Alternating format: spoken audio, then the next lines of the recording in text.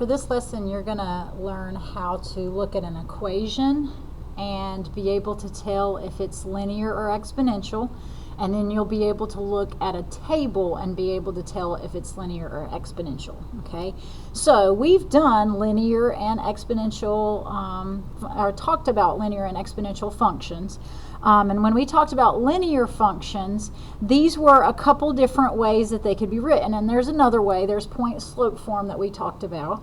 But when you're looking at the equation and you're trying to tell is it linear or exponential, there's some key things that you look for. So like, for instance, if it's in this form, or like to kind of give you an example, if it's like y equals like 1/2 x minus 4, then it's going to be linear because, you know, you're used to seeing it in that form, okay? Or if it's in standard form, so in other words, if it looks something like this, 2x minus 3y equals 10, that would also be linear. So if it's in the forms that you're used to seeing, then you could go ahead and say that they're linear.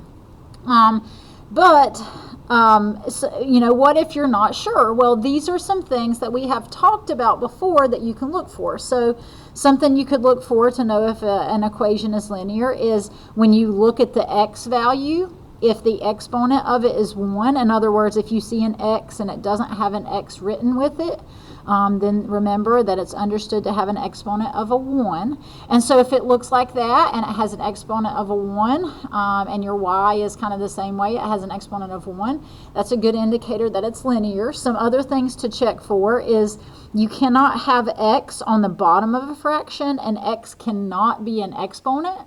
And then also you do not want x and y being multiplied together. So if none of these things are happening, and it kind of looks like this, where you have x with an exponent of 1 and all that, then it's probably linear, okay?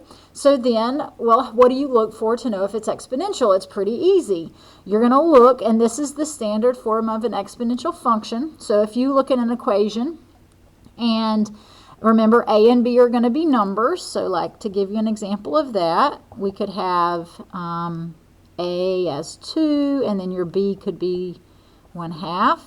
If it looks like that, then that would be exponential. Well, what makes it exponential? The x has to be in the exponent spot. So if you look at where your x is, and it is an exponent, then you have an exponential function, okay? So that's how you look at the equation, and we've kind of talked about that before, okay? So now what about the table? Well, what we're going to actually do is we're going to look at some and create some tables, and so you can see the difference between what's going on whenever we make a table of a linear function, which notice that's linear because the x has an exponent of 1, and it's not like in a fraction, and it's not in an exponent.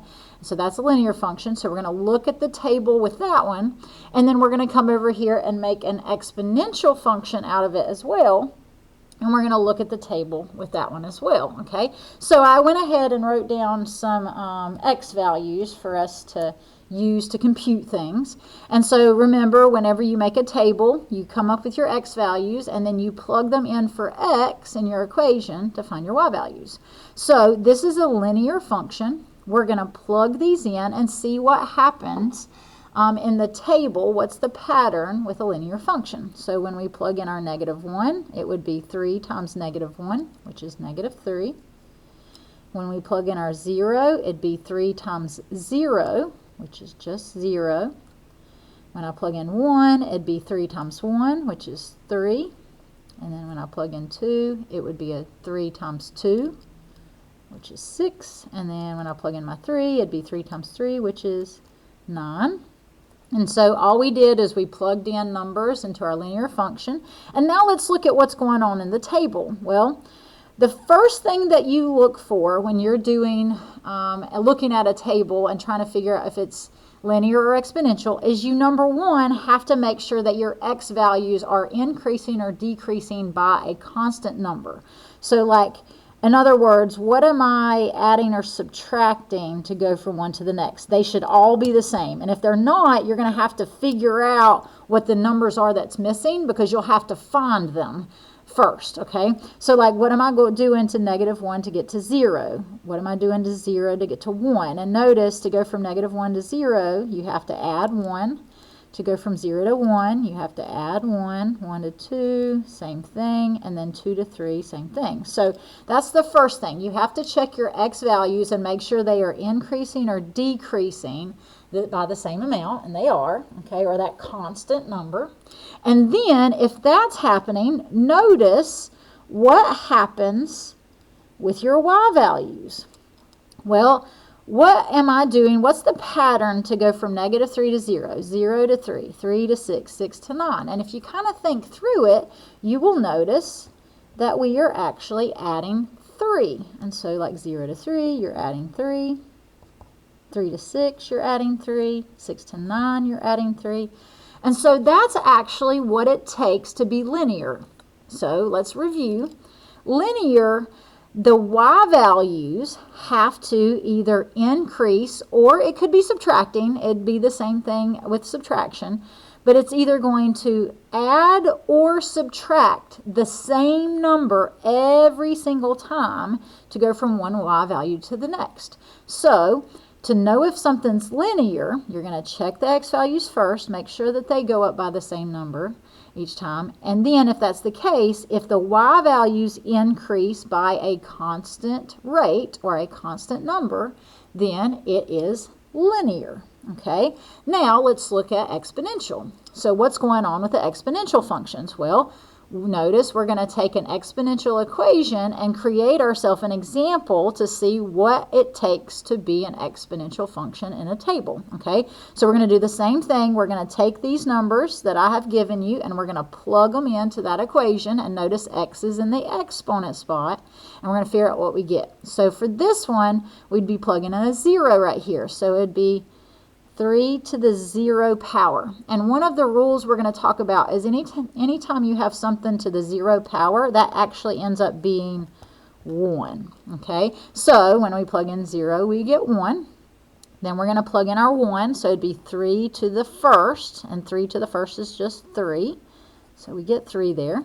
Then we're going to plug in our 2, so it'd be 3 to the second. And that's the same thing. When you square something, that's the same thing as taking that times itself that many times. So that would end up being 9.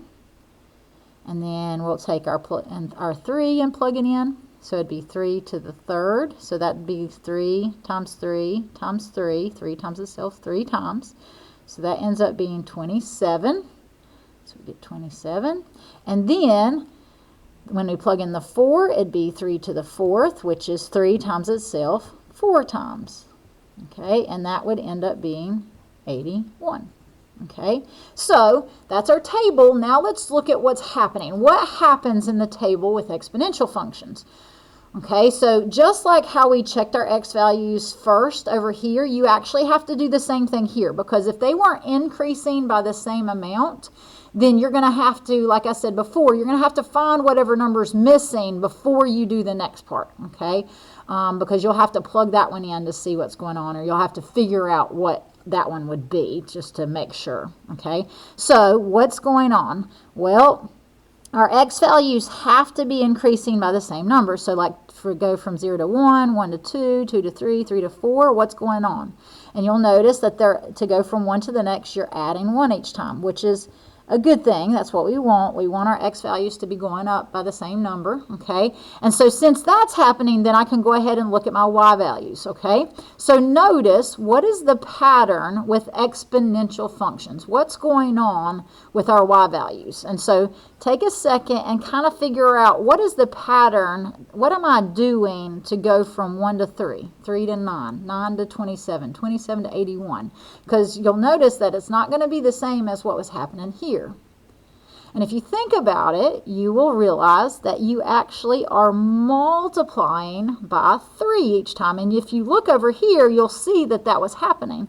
So for a function to be exponential, when you're looking at the table, what you're actually looking for is to see if you are multiplying by a constant number each time, okay? And if you're multiplying by a number to go from one y value to the next, that would make it exponential. Okay, so we've got a couple examples down here just to practice. And so the question would be, are these linear or exponential? Okay, or it could be some other function, because there's a whole lot of other functions that you could have. Okay, so the first thing you look for, so I drew my tables a little different. The first thing you look for is you look at your x values and make sure that they are increasing by a constant amount. So like to go from -4 to -2, -2 to 0, what's going on? Because they have to add or subtract the same number. They have to have that constant number between them, so, or interval.